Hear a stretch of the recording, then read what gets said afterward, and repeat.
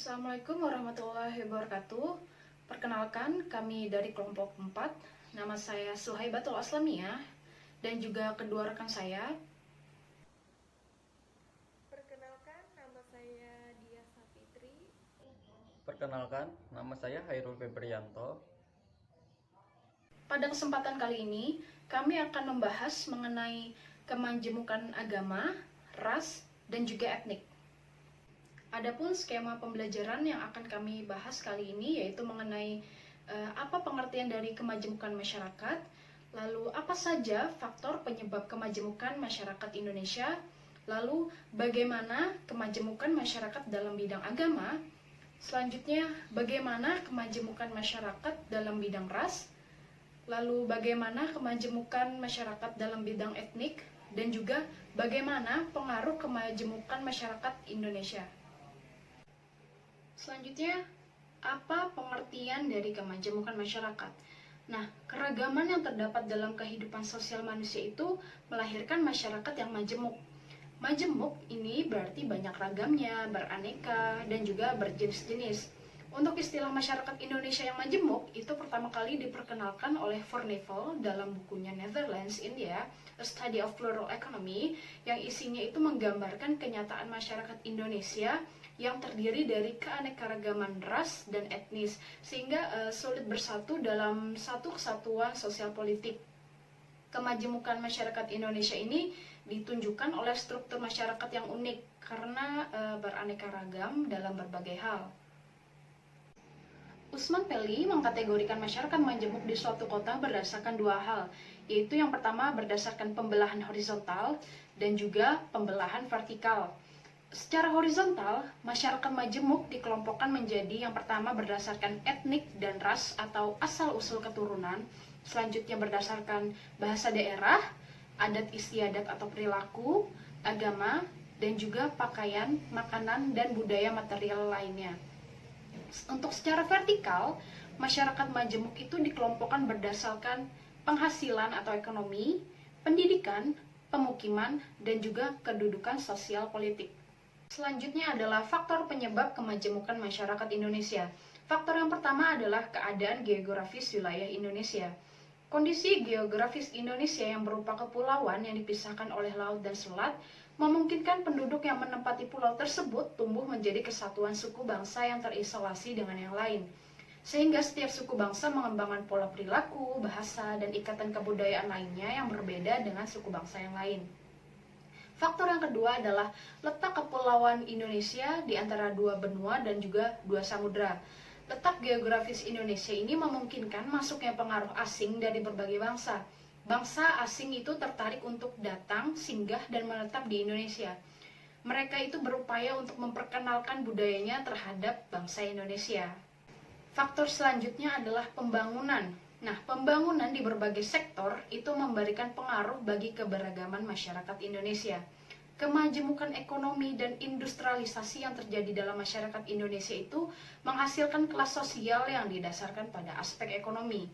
Faktor selanjutnya adalah iklim dan tingkat kesuburan tanah yang berlainan di berbagai daerah di Indonesia. Iklim yang berbeda di berbagai daerah ini menimbulkan kondisi alam yang berlainan, sehingga kondisi tersebut membentuk pola perilaku dan sistem mata pencaharian yang berbeda. Pada akhirnya akan tercipta keberagaman antar daerah di Indonesia. Selanjutnya, kemajemukan masyarakat dalam bidang agama. Masyarakat Indonesia merupakan masyarakat yang religius.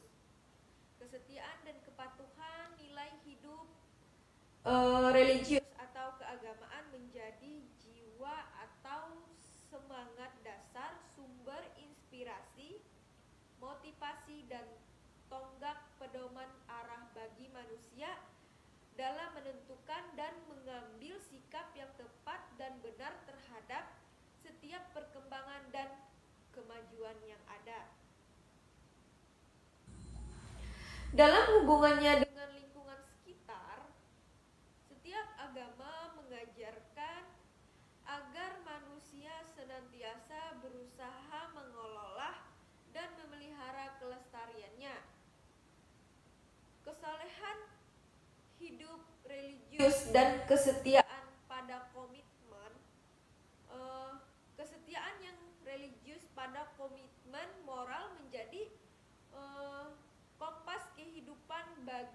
masyarakat Indonesia di tengah amukan arus badai masyarakat global.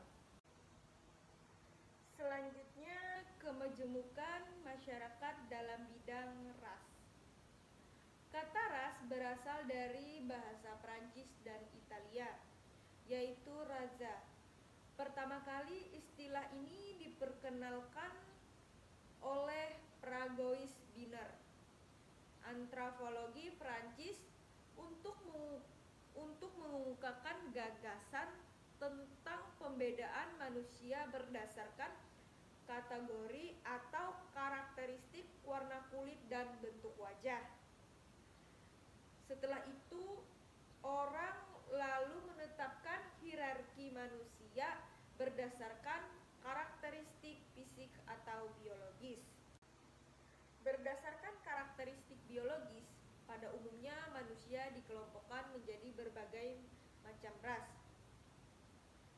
Manusia dibedakan menurut bentuk wajah, rambut, tinggi badan, warna kulit, mata, hidung, dan karakteristik fisik lainnya. Jadi, ras adalah perbedaan antara manusia menurut atau berdasarkan ciri fisik biologis. Ciri utama pembeda antara ras yaitu ciri alamiah rambut pada badan, warna alami rambut, kulit dan iris mata, bentuk lipatan penutup mata, bentuk hidung, serta bibir, bentuk kepala dan muka, ukuran dan tinggi badan.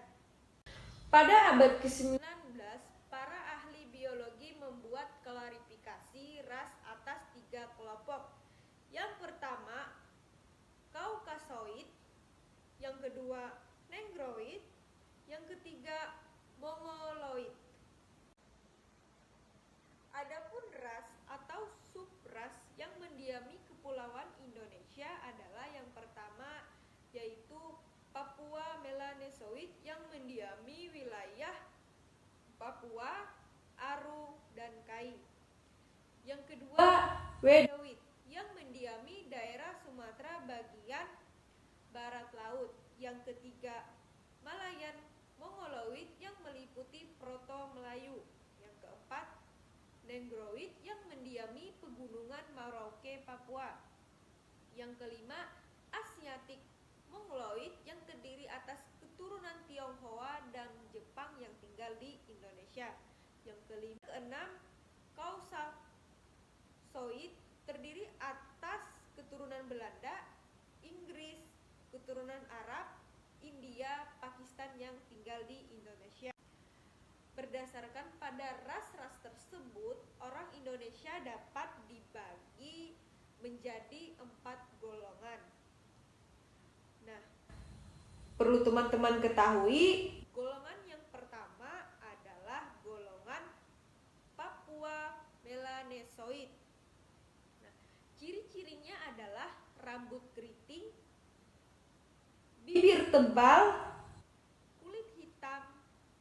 Yang termasuk golongan ini adalah penduduk Pulau Papua, Kai, dan Aru. Yang kedua yaitu Negroid. Negroid, ciri-cirinya adalah rambut keriting, perawakan kecil, dan kulit hitam.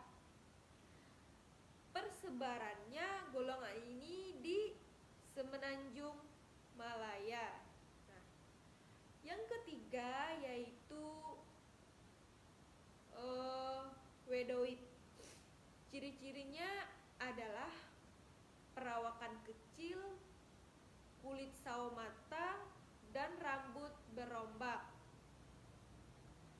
Persebarannya adalah orang Sakai di Siak, orang Kubu di Jambi, orang Enggano, Mentawai, Tola Tokea, dan Tomuna di Kepulauan Muna. Yang keempat, golongan Melayu Mongoloid. Ciri-cirinya adalah rambut ikal atau lurus, dan bermuka bulat. Golongan Melayu Mongoloid adalah golongan terbesar yang ditemukan di Indonesia dan dianggap sebagai nenek moyang Indonesia. Golongan ini dibagi menjadi golongan tua dan golongan muda. Selanjutnya, Quen Tejaraningrat 1990 menyatakan suku bangsa sebagai kelompok sosial atau kesatuan hidup yang memiliki sistem interaksi yang ada karena kontinuitas dan rasa identitas yang mempersatukan semua anggota serta memiliki sistem kepemimpinan sendiri.